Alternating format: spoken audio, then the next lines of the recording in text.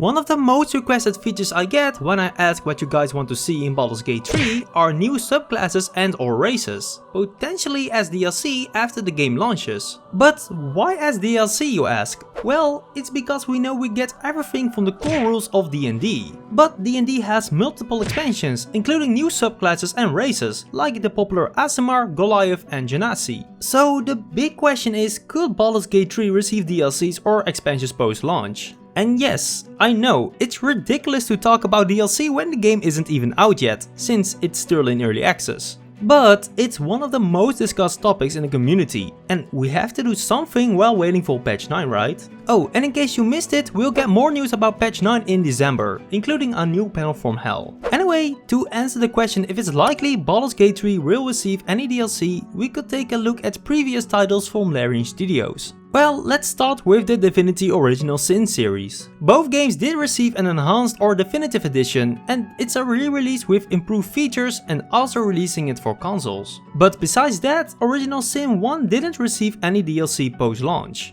Original Sin 2 on the other hand did. Well, sort of. The definitive edition received updates after launch, including DLCs called gift bags. These so-called gift bags included popular mods integrated into the full release of the game, as well as other requested features like more character customization options. They introduced great new additions, but with a downside as well. The worst thing is that some disabled achievements, which I really didn't like. If they broke your game, like making you way more overpowered, I would understand it. But one of the best new additions was Endless Runner, giving your characters the ability to sprint so you would discover the map quicker. But even this one disabled your achievements, even though it didn't really make your character stronger or enemies weaker in any way. So that was a bummer, and I didn't use it on my second playthrough. Anyway, the final gift bag introduced new content to the game with new armor set called the 4 Relics of Rivellon, and also some new bosses to get it from. This really felt like a mini DLC. The armor sets were cool and the boss fights as well. So while it was not paid DLC like usual in the game industry, it was still DLC in some sort of way, but free. So with this knowledge, we know that Larian has experience with adding new content after the release of the game. So this makes me believe there's a decent chance that Baldur's Gate 3 will receive this also. But it's still nowhere near the amount of work a subclass or a race will take. Because it's not only adding the subclass or race itself, but everyone's reactions in the world to it as well. If you are a drow in Baldur's Gate 3, many react to you differently than if you would have picked a human, for example. So would they have to implement a ton of new dialogue for each race that's in the game. So this past experience with DLC in Divinity also doesn't really give us any insight if it's likely to come to Baldur's Gate 3. But other big requested features are expansions after the game has launched. And yes, I agree.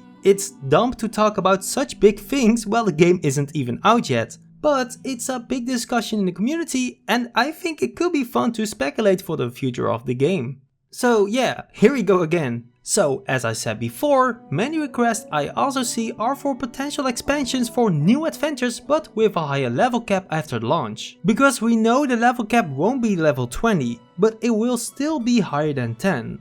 And I believe it's somewhere around 12 to 14, but nothing has been confirmed yet. Anyway, many players love the higher levels in D&D since you will be very powerful, and I think it could also be fun to explore this in Baldur's Gate 3. But if this comes true, I really want it after a long while after the game has launched. We know Larian Studios is implementing everything they want into the full game. It isn't a company to set aside some features and implement them later as paid DLC. And that's great, because I want the game to be complete from start till finish, and all their crazy ideas implemented in, well, again, the full game. So let's say 1 or 2 years after launch and the game sold really well, I think it will be cool to then see some new adventures with a higher level cap. But we don't know if that's even possible, since we don't know the full story. Maybe we aren't even alive, or we'll become mind flayers, or your choices lead to different outcomes. But nevertheless, while I really enjoy speculating alongside these ideas, for me it isn't the most important thing.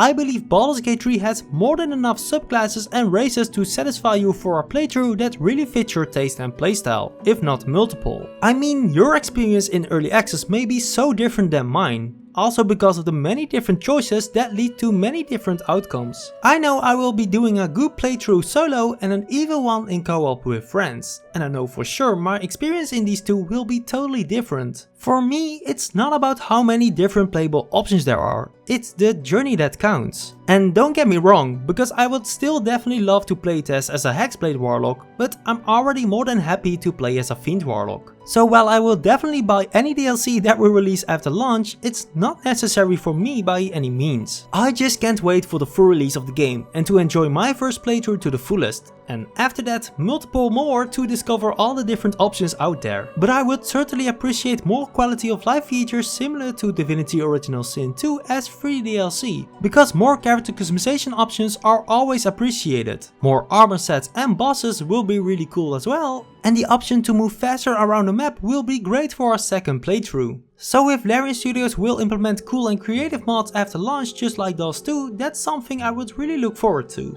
But that's of course my opinion, but I would really love to know those from yours as well. So let me know what you think about potential DLC for Baldur's Gate 3 in the comments down below. Thank you all for watching, subscribe for more Baldur's Gate 3 videos, and thank you all guys so much for 4K subscribers by the way. And I will see you next time.